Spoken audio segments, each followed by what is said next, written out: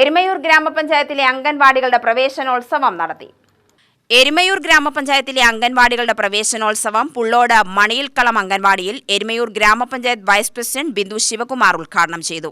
ഈ അംഗൻവാടിയിൽ കുഞ്ഞു കുട്ടികളാണ് എത്തുന്നത്. നമുക്കറിയാം, ചെറിയ കുഞ്ഞു കുട്ടികളാണ് എത്തുന്നത്. അവർക്ക് എന്താണോ വിദ്യാഭ്യാസം എന്നത് അറിയുന്നത് തന്നെ നമ്മുടെ അംഗൻവാടികളിൽ എത്തിയാണ്.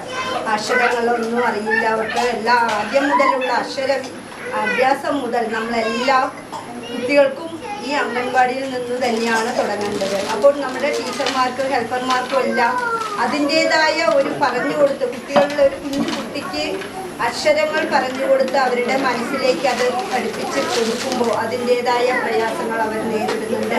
അതുപോലെ തന്നെ കുഞ്ഞു കുട്ടികളായതുകൊണ്ട് വലിയ കുട്ടികളോട് പറയുന്ന പോലെ അല്ല നമ്മുടെ കുഞ്ഞു മക്കളോട് പറയുന്നത്. എന്താണെന്ന് വെച്ചാൽ അവർക്ക് പറഞ്ഞാൽ ചിലപ്പോൾ മനസ്സിലാവണമെന്നില്ല.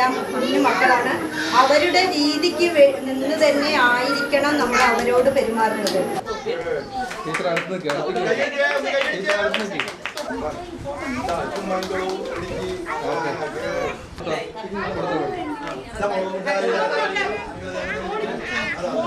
ICDS സൂപ്പർവൈസർ സബീന അധ്യക്ഷത വഹിച്ച പരിപാടിയിൽ അംഗൻവാടി ടീച്ചർ അംബിക സ്വാഗതം പറഞ്ഞു.